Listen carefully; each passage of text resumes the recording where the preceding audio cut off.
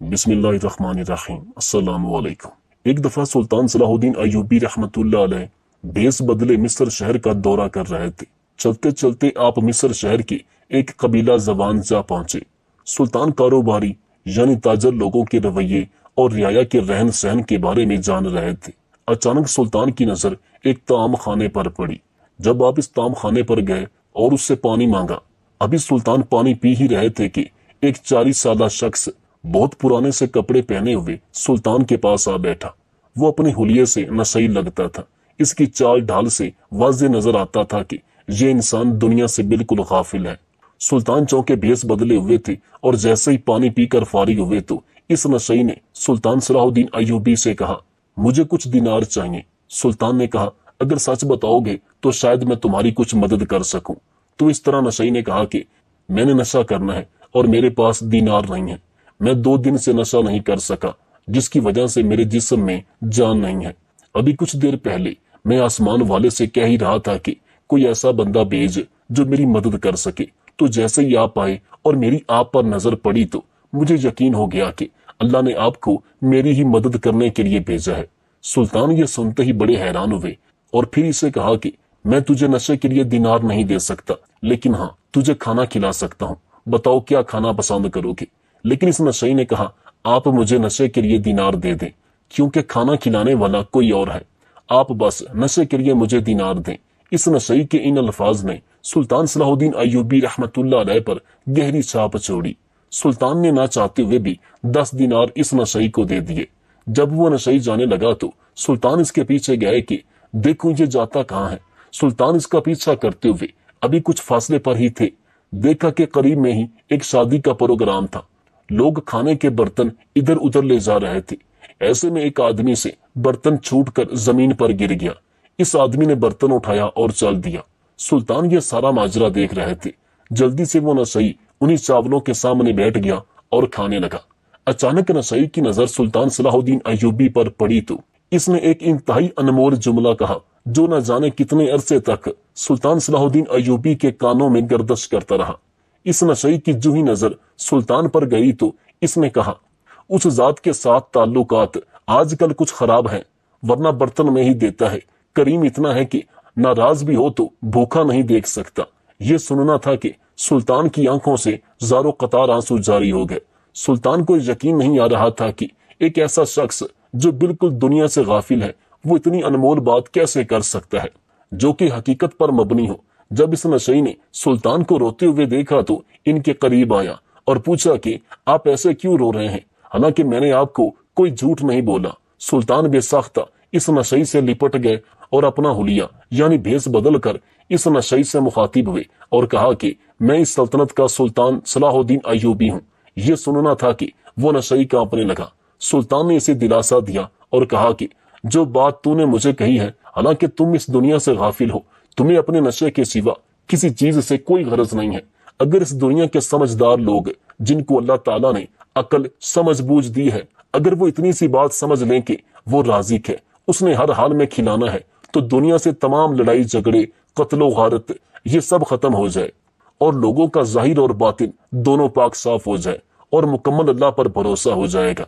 नशई ने सुल्तान से वादा किया कि मैं आइंदा नशा नहीं करूंगा। सुल्तान ने इसे मजीद सोने के सिक्के और दिनार दिए और कहा कि तुम एक समझदार आदमी हो, इस रकम से तिजारत करो और हकीकत में जैसे अल्लाह तुझे खिलाता है वैसे ही लोगों को खिलाने का जरिया बन जाओ। तुम्हारी दुनिया और आखिरत संवर जाएगी। सुल्तान ये कहते हुए अपनी मंजिल की तरफ रवाना हो गए कि किसी ने बिल्कुल सच कहा है कि इल्म किसी की मेरास नहीं। कोई भी शख्स किसी भी मजहब का क्यों ना हो, किसी भी हुलिये का क्यों ना हो, वो किसी भी वक्त कोई ऐसा जुमला, कोई ऐसा अमल करके अपनी और दूसरे की जिंदगी की काया पलट सकता है। इसमें कोई दो राय नहीं कि जब अल्लाह ताला हिदायत देने पर आता है तो कोई वसीला पैदा कर देता है, जिसकी वाज़ेह मिसाल मंदरजा बाला तहरीर है। क्योंकि ना नशई को पता था कि मैं वक्त के सुल्तान से मिलूंगा और खुदा मुझे हिदायत देगा, और ना वक्त के सुल्तान को मालूम था कि मैं एक फटे पुराने कपड़ों में एक नशई से मिलूंगा और इसके मुंह से इस कदर कीमती और अनमोल जुमला सुनूंगा जो मेरे अंदर, जो मेरे जिस्म के जर्रे जर्रे में सिरायत कर जाएगा। सुल्तान सलाहुद्दीन अय्यूबी रहमतुल्लाह अलैह की खातून अस्मोद्दीन खातून की गोद से 3 बेटों ने जन्म लिया, جن میں پہلا الافضل بن صلاح الدین، دوسرا العزیز عثمان اور تیسرا الظاہر غازی تھا۔ سلطان صلاح الدین ایوبی رحمۃ اللہ علیہ اپنے اس بیٹے کی ذہانت اور دلیری سے واقف تھے، لہٰذا سلطان چاہتا تھا کہ میرا بیٹا میری طرح مدرسوں میں اچھی تعلیم حاصل کر کے ایک بڑا عالم بنے۔ لیکن سلطان کا بیٹا اپنے باپ کی طرح عظیم جنگجو بننا چاہتا تھا، لیکن اپنے باپ کی بات سے انکار نہیں کر سکا، اور سلطان کے بیٹے نے ایک مدرسے میں تعلیم حاصل کرنا شروع کر دی۔ وہ مدرسہ کوئی بڑا مدرسہ نہیں تھا، وہ ویسا مدرسہ تھا جس میں غریب، مزدور، لوہار، کمہار، قاضی، وزیر اور سلطان کے فرزند بھی تعلیم حاصل کر رہے تھے۔ یہ آج کے دور کا مدرسہ نہیں تھا کہ جس میں بڑے بڑے لوگوں کے بچے تعلیم حاصل کریں تو ان میں غریب کا ایک بھی بچہ دکھائی نہ دے۔ یہ اس دور کا مدرسہ تھا، یہ سلطان صلاح الدین ایوبی رحمۃ اللہ علیہ کا دور تھا۔ چونکہ سلطان صلاح الدین ایوبی رحمۃ اللہ علیہ کا بیٹا اپنے باپ کی بات سے انکار نہ کرتے ہوئے مدرسے میں تعلیم حاصل کرنے کے لیے چلا گیا۔ وقت گزرتا رہا لیکن سلطان کے بیٹے کا دھیان بالکل پڑھائی کی طرف نہ ہوتا تھا۔ وہ ہر وقت یہی سوچتا تھا کہ میں بڑا ہو کر ایک اچھا جنگجو کیسے بنوں گا، میں کس طرح دشمنوں کے سینے کاٹوں گا، کس طرح ان کی گردنیں کاٹوں گا، اور اسی دھیان میں اس کا دن گزر جاتا اور اسے کچھ بھی سبق یاد نہ رہتا۔ جب ایک دو مرتبہ ان کے امتحانات ہوئے تو امام صاحب نے سلطان صلاح الدین ایوبی رحمۃ اللہ علیہ کو پیغام بھیجا کہ حضور آپ کے بیٹے کا پڑھائی میں بالکل دھیان نہیں ہے، لہٰذا آپ مہربانی فرما کر اپنے بیٹے کو یہاں سے لے جائیں۔ سلطان صلاح الدین ایوبی رحمۃ اللہ علیہ نے جب یہ سنا تو غصے کے عالم میں ایک خط اپنے بیٹے الافضل بن صلاح الدین ایوبی کی طرف لکھا اور اسے کہا کہ اگر تم اس سال امتحان دینے میں کامیاب نہ ہوئے تو تم واپس گھر مت آنا۔ جب یہ خط اس کے بیٹے نے پڑھا تو وہ دل و جان سے محنت کرنے لگا کہ اگر میں کامیاب نہ ہو سکا تو اپنے باپ کو کیا منہ دکھاؤں گا، لیکن پھر بھی اس کا دل و دماغ اپنے مقصد کی طرف تھا، لہٰذا وہ اس بار بھی امتحانات میں فیل ہو گیا اور اب مدرسے والوں نے اسے اپنے گھر کی طرف بھیج دیا۔ جب طالب علموں کا قافلہ مدرسے کے باہر نکلا تو سلطان صلاح الدین ایوبی رحمۃ اللہ علیہ کے فرزند نے دل میں سوچا کہ اگر میں ان تمام طالب علموں کے قافلے کے ساتھ اپنے گھر گیا تو میرے بابا مجھے اپنے سینے سے نہیں لگائیں گے اور اپنے بابا کی آنکھوں میں اپنے لیے میں یہ نفرت برداشت نہیں کر سکوں گا۔ لہٰذا اسی وقت اسی مدرسے کے پاس سے ایک قاضی صاحب کا قافلہ گزر رہا تھا، لہٰذا سلطان کے بیٹے نے چپکے سے اپنا بیس بدلا اور قاضی صاحب کے قافلے میں شامل ہو گیا۔ جب طالب علموں کا قافلہ محل کے قریب پہنچا تو قافلے کے سپہ سالاروں نے بتایا کہ سلطان صلاح الدین ایوبی رحمۃ اللہ علیہ کا فرزند الافضل بن صلاح الدین قافلے میں موجود نہیں ہے۔ جب یہ بات تمام لوگوں نے کہی تو سلطان کو اسی وقت پتا چل گیا کہ میرا بیٹا امتحانات میں فیل ہونے کی وجہ سے واپس نہیں آیا، لہٰذا سلطان صلاح الدین ایوبی رحمۃ اللہ علیہ اپنے سپاہیوں کے ساتھ اپنے بیٹے کی تلاش میں نکل پڑے۔ تمام مدرسوں میں پتہ کیا گیا، ہر جگہ، ہر بازار، ہر گلی، ہر محلہ میں ہر جگہ تلاش کیا گیا، لیکن سلطان کے بیٹے کا کسی کو نہیں پتا چلا، اور اس کے نہ ملنے کی سب سے بڑی وجہ یہ تھی کہ اب قاضی صاحب کے پاس سلطان صلاح الدین ایوبی رحمۃ اللہ علیہ کا بیٹا ایک چرواہے کی ملازمت کرنے لگا تھا، اور اس میں 1 مہینہ گزرنے کے بعد بھی قاضی صاحب کو یہ نہیں بتایا کہ میں مدرسے سے بھاگ کر یہاں آیا ہوں اور میں سلطان صلاح الدین ایوبی کا بیٹا ہوں، بلکہ اس نے قاضی صاحب کو یہ بتایا تھا کہ میرے ماں باپ ایک حادثے میں مارے گئے ہیں، میں ایک چرواہے کا بیٹا ہوں اور غریب اور یتیم ہوں، میرے پاس کوئی روزگار نہیں، لہٰذا آپ مجھے ملازمت پر رکھ لیں۔ اور اس لیے قاضی صاحب نے سلطان کے بیٹے کو انجانے میں اپنے پاس چرواہے کی ملازمت پر رکھ لیا، اور سلطان صلاح الدین ایوبی رحمۃ اللہ علیہ کا بیٹا ہر روز قاضی صاحب کے بکریوں کے ریوڑ کو لے جاتا اور ان کو چرا کر لے آتا۔ وقت گزرتا رہا، سلطان صلاح الدین ایوبی رحمۃ اللہ علیہ کے بیٹے کی تلاش ہر رات ہر روز جاری رہتی۔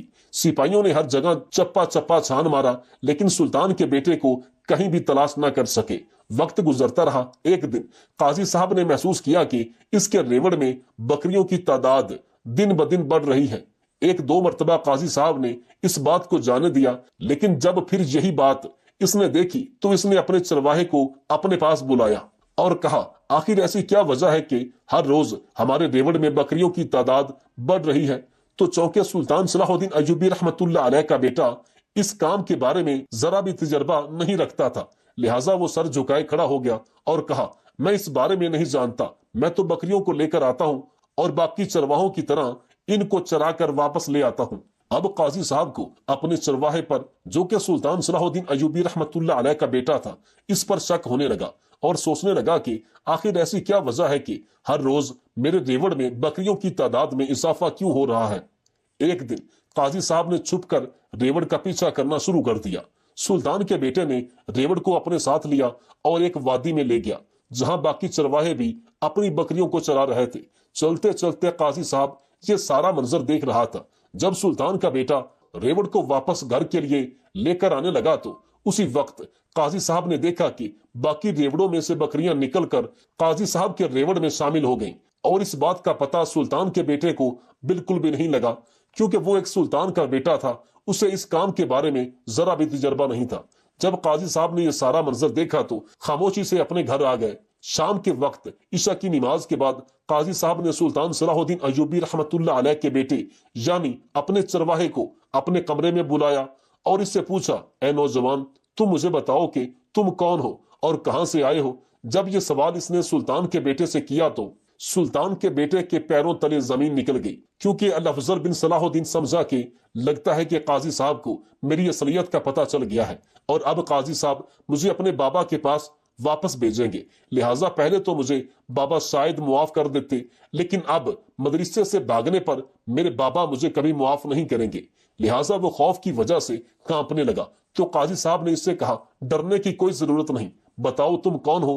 تو اس نے کہا، قاضی صاحب، میں نے آپ کو پہلے بھی بتایا ہے کہ میں ایک چرواہے کا بیٹا ہوں، لیکن کسی حادثے میں میرے ماں باپ مارے گئے اور ہمارا ریوڑ تباہ ہو گیا۔ اب میرے پاس مزدوری کرنے کے علاوہ اور کوئی چارہ نہیں تھا، لہٰذا اس لیے میں آپ کے پاس چرواہے کی ملازمت کر رہا ہوں۔ تو قاضی صاحب نے کہا کہ میں اتنا تو جانتا ہوں کہ جو چرواہا ہوتا ہے اسے اتنا تو معلوم ہوتا ہے کہ اس کی اپنی بکریاں کون سی ہیں اور دوسرے ریوڑ کی بکریاں کون سی ہیں۔ جب میرے ریوڑ میں دن بدن اضافہ ہونے لگا تو میں نے تمہارا پیچھا کیا اور مجھے معلوم کرنے پر پتا چلا کہ تم ریوڑ کو واپسی پر لے کر جب آتے ہو باقی چرواہوں کی بکریاں اپنے ساتھ لے آتے ہو، اور اس لیے ہمارے ریوڑ میں دن بدن اضافہ ہو رہا ہے۔ اگر تم چرواہے کے بیٹے ہوتے تو تمہیں اس بات کا ضرور پتا ہوتا، لیکن تمہارے پاس کوئی تجربہ نہیں تھا۔ جب یہ بات قاضی صاحب نے کہی تو اس نے کہا، بے شک میں چرواہے کا بیٹا نہیں ہوں، لیکن میں اس حقیقت سے پردہ نہیں اٹھا سکتا کہ میں کس کا بیٹا ہوں۔ پھر اس نے قاضی صاحب کو کہا، قاضی صاحب، اگر آپ مجھے ملازمت پر رکھنا چاہتے ہیں تو بے شک رکھیں، ورنہ میں کہیں اور چلا جاؤں گا۔ قاضی صاحب نے الافضل بن صلاح الدین کی باتیں سنی تو قاضی صاحب نے اس کے ساتھ ایک اور چرواہے کو ملازمت پر رکھ لیا اور کہا، تمہیں کہیں جانے کی ضرورت نہیں، تیرے ساتھ یہ چرواہا ہر روز جائے گا اور تم اس کے ساتھ رہنا۔ قاضی صاحب نے دل میں سوچا کہ اگر میں نے اس پر مزید دباؤ ڈالا تو شاید رات کو کہیں بھاگ جائے، لہٰذا اس کو اس ملازمت کی ضرورت ہے، لہٰذا اس راز سے میں خود ہی پردہ اٹھاؤں گا کہ آخر یہ کون ہے، کہاں سے آیا ہے اور کس کا بیٹا ہے اور کیا کام کرتا ہے۔ وقت گزرتا رہا۔ سلطان صلاح الدین ایوبی رحمت اللہ علیہ اپنے بیٹے کی تلاش میں دن رات تڑپتا رہا، لیکن سلطان جانتا تھا کہ میرا بیٹا میری طرح بہادر ہے، چاہے اس کو کسی بھی حالات کا سامنا آ جائے وہ گھبرانے والا نہیں، کیونکہ سلطان خود ایک سخت جسم انسان تھا اور سلطان کے بیٹے بھی اپنے باپ کی طرح بالکل بہادر تھے۔ وقت گزرتا رہا۔ ایک دفعہ قاضی صاحب کو یہ خبر ملی کہ قاضی صاحب فلاں بازار میں ایک تاجر اور ایک سوداگر کے درمیان جھگڑا ہو گیا ہے اور ان دونوں کے درمیان جھگڑے کی وجہ کچھ رقم کا لین دین ہے۔ یہ بات سلطان صلاح الدین ایوبی رحمت اللہ علیہ کا بیٹا بھی سن رہا تھا۔ قاضی صاحب نے اپنے سپاہی سے پوچھا کہ ان دونوں کے درمیان جھگڑے کی کیا وجہ ہے؟ تو اس نے کہا، قاضی صاحب، پچھلے سال اسی بازار سے قافلہ گزرا تو سوداگر نے بٹارے والے کے پاس سے کھانا کھایا اور کھانے میں اس نے ایک مرغی اور 6 انڈے منگوائے، لیکن پیسے نہ ہونے کی وجہ سے اس نے بٹارے والے کو رقم ادا نہیں کی اور وہاں سے چلا گیا۔ جب اس سال قافلہ اسی بازار سے گزرا تو بٹارے والے نے اس سے پیسے مانگے تو سوداگر نے پیسے ادا کرنے کے لیے رقم پوچھی تو اس نے ایک مرغی اور 6 انڈوں کا 1000 درہم مانگ لیا۔ جب بٹارے والے سے پوچھا کہ ایک مرغی اور 6 انڈوں کی اتنی رقم کیسے بنتی ہے تو اس نے آگے سے یہ دلیل دی کہ اگر میں اس مرغی کے نیچے 6 انڈے رکھتا اور اس سے بچے نکلواتا اور پھر ان بچوں سے مزید بچے نکلواتا تو 1 سال کے اندر میں 1000 درہم سے زیادہ کما لیتا، لہٰذا میرے 1000 درہم بنتے ہیں، یہ تم ادا کرو ورنہ میں تمہیں یہاں سے نہیں جانے دوں گا۔ اب قاضی صاحب اپنے سپاہی سے یہ سارا معاملہ سن رہا تھا اور ساتھ میں سلطان صلاح الدین ایوبی رحمت اللہ علیہ کا بیٹا یہ ساری باتیں سن رہا تھا۔ قاضی صاحب حیران و پریشانی کے عالم میں قاضی صاحب نے اپنے سپاہی کو حکم دیا کہ میرا گھوڑا تیار کرو، ابھی اور اسی وقت بازار میں چلتے ہیں۔ جب قاضی صاحب وہاں سے چلنے لگا تو سلطان صلاح الدین ایوبی رحمت اللہ علیہ کے بیٹے نے قاضی صاحب کو کہا، حضور اگر آپ اجازت دیں تو میں بھی آپ کے ساتھ چلنے کے لیے تیار ہوں۔ چونکہ قاضی صاحب کو اس سے کافی لگاؤ ہو چکا تھا، لہٰذا قاضی صاحب نے سلطان کے بیٹے کو کہا کہ تم میرے ساتھ چلنے کے لیے تیار ہو جاؤ۔ اب قاضی کے سپاہی، قاضی صاحب اور سلطان صلاح الدین ایوبی رحمت اللہ علیہ کا بیٹا بھی قاضی کے ساتھ چل پڑا۔ چلتے چلتے قاضی صاحب، سلطان کا بیٹا اور قاضی صاحب کے سپاہی بازار میں پہنچ گئے، اور جب یہ لوگ پہنچے تو بازار میں ہجوم لگا ہوا تھا، اور کچھ لوگ کیا باتیں کر رہے تھے تو کچھ لوگ کیا باتیں کر رہے تھے۔ سوداگر پریشانی کے عالم میں بازار میں ٹہل رہا تھا، اور بٹارے والا خوشی خوشی اکڑ اکڑ کر چل رہا تھا کہ اب 1000 درم میں اس سے لوں گا۔ بٹارے والا کافی چالاک تھا، لہٰذا اس نے بازار کے اکثر تاجروں کو اپنی باتوں سے یہ ثابت کر دیا کہ اس کے 1 مرغی اور 6 انڈوں کے 1000 درہم بنتے ہیں۔ جب قاضی صاحب بازار میں پہنچا تو قاضی صاحب نے دونوں آدمیوں کے دلائل سنے، اور دلائل سننے کے بعد قاضی صاحب پریشانی کے عالم میں بیٹھ گیا۔ اب قاضی صاحب پریشان تھا کہ ایک طرف اگر مرغی والے کی بات سنی جائے تو اس کی بات درست ہے کہ 1 مرغی اور 6 انڈوں سے اگر 1 سال میں بچے نکالے جائیں تو وہ 1000 درہم سے بھی زیادہ قیمت کے بنتے ہیں، اور اگر دوسری طرف سوداگر کی بات سنی جائے تو 1 مرغی اور 6 انڈوں کے 1000 درہم ادا کرنا یہ بھی انصاف کی بات نہیں۔ اب قاضی صاحب کی سمجھ میں نہیں آ رہا تھا کہ آخر اس مقدمے کا فیصلہ کس کے حق میں کیا جائے۔ وقت گزرنے لگا، قاضی صاحب اسی سوچ میں پریشان ہونے لگا تو قاضی صاحب کے ساتھ کھڑے ہوئے سلطان صلاح الدین ایوبی رحمت اللہ علیہ کے بیٹے نے کہا، قاضی صاحب آپ اس مقدمے کا فیصلہ جلدی کریں، کیونکہ ہم نے واپس جا کر اپنی کھیتی کے لیے گیہوں کے دانوں کو ابالنا ہے، تاکہ اس کو ابال کر کھیتی کر سکیں، تاکہ اس سے پیداوار اچھی ہو سکے۔ جب یہ بات سلطان کے بیٹے نے کہی تو تمام لوگ سلطان کے بیٹے کو حیرانی کی عالم میں دیکھنے لگے اور کہا، اے بے وقوف لڑکے، کون گیہوں کے دانوں کو ابال کر کھیتی میں اگاتا ہے؟ تو اس وقت سلطان کے بیٹے نے جو بات کہی تو تمام لوگ شرمندگی سے سر جھکائے کھڑے ہو گئے۔ سلطان کے بیٹے نے کہا کہ جب بنی ہوئی مرغی کے نیچے انڈے رکھے جائیں تو وہ بچے نکال سکتی ہے، تو ابلے ہوئے دانے اگ کیوں نہیں سکتے؟ جب یہ بات سلطان کے بیٹے نے کہی تو تمام لوگ اس کو حیرانی کی نظروں سے دیکھنے لگے، اور قاضی صاحب نے کہا، اس نوجوان کی بات تو بالکل درست ہے، اگر گیہوں کے دانے ابلے ہوئے نہیں اگائے جا سکتے تو کیا پھر بھنی ہوئی مرغی کے نیچے انڈے رکھ کر بچے نکالے جا سکتے ہیں؟ جب یہ بات قاضی صاحب نے کہی تو بٹارے والے کا منہ شرم سے جھک گیا، اور پھر قاضی صاحب نے فیصلہ سنایا کہ سوداگر مناسب قیمت اس مرغی کی ادا کر کے جا سکتا ہے۔ قاضی صاحب اپنا فیصلہ سنانے کے بعد بازار سے چلا گیا، اور اپنے گھوڑے پر سوار یہ سوچ رہا تھا کہ یہ نوجوان آخر کون ہے؟ آخر اتنا عقل مند نوجوان ایک چرواہے کا بیٹا کبھی نہیں ہو سکتا۔ جب قاضی صاحب اپنے گھر پہنچا تو دوبارہ اس کو اپنے کمرے میں بلایا اور کہا کہ تمہیں قسم ہے اپنے باپ کی جس نے تیری پرورش کی، بتاؤ تم کون ہو؟ جب یہ قسم قاضی صاحب نے سلطان کے بیٹے کو دی تو الافضل بن صلاح الدین اپنے باپ کی قسم کو جھٹلا نہیں سکا، اور کہا، قاضی صاحب اس راز سے تقریباً میں 1 سال تک پردہ ڈالے ہوئے تھا، لیکن آج اس راز سے پردہ اٹھا رہا ہوں کہ میں اس ریاست کے سلطان صلاح الدین ایوبی رحمت اللہ علیہ کا بیٹا الافضل بن صلاح الدین ہوں۔ جب یہ بات قاضی صاحب نے سنی تو اس کے پیروں تلے زمین نکل گئی، اور اسی وقت قاضی صاحب لڑکھڑاتے ہوئے گر گیا اور کہا، اے نوجوان، تم نے یہ کیا کر دیا؟ تم نے میرے ہاتھوں سے اتنا بڑا گناہ کروا دیا۔ تم اتنے عظیم سلطان کے بیٹے ہو کر میرے پاس چرواہے کی ملازمت کرتے رہے ہو۔ تو سلطان کے بیٹے نے کہا، اس میں تمہارا کوئی جرم نہیں، یہ میرا جرم ہے، تمہیں شرمندہ ہونے کی کوئی ضرورت نہیں، تم نے مجھے اپنے بیٹوں سے کم نہیں رکھا، لہٰذا تمہیں شرمندہ ہونے کی ضرورت نہیں۔ تو قاضی صاحب نے سلطان کے بیٹے کو اپنے گلے سے لگایا، اور اسی وقت قاضی صاحب سلطان کے بیٹے کو لے کر سلطان صلاح الدین ایوبی رحمت اللہ علیہ کے پاس پہنچ گیا۔ جب سلطان نے اپنے بیٹے کو دیکھا تو سلطان کے خوشی سے آنسو آ گئے، اور پھر قاضی صاحب نے سلطان کو ساری بات تفصیل سے بتائی اور کہا، اے میرے سلطان، بے شک آپ اتنی بڑی سلطنت پر حکومت کرتے ہیں، لیکن آپ دوسری طرف سوچیں کہ آپ اپنے بچوں کے باپ ہیں، نہ کہ ان کے سلطان ہیں، لہٰذا آپ اپنے بچوں سے ایسا رویہ نہ رکھیں جو کہ آنے والے وقت میں انہیں کسی غلط راستے پر نہ ڈال دے۔ اور اس کے بعد قاضی صاحب سلطان کے بیٹے کو اپنے باپ کے حوالے کرتے ہوئے وہاں سے چلا گیا۔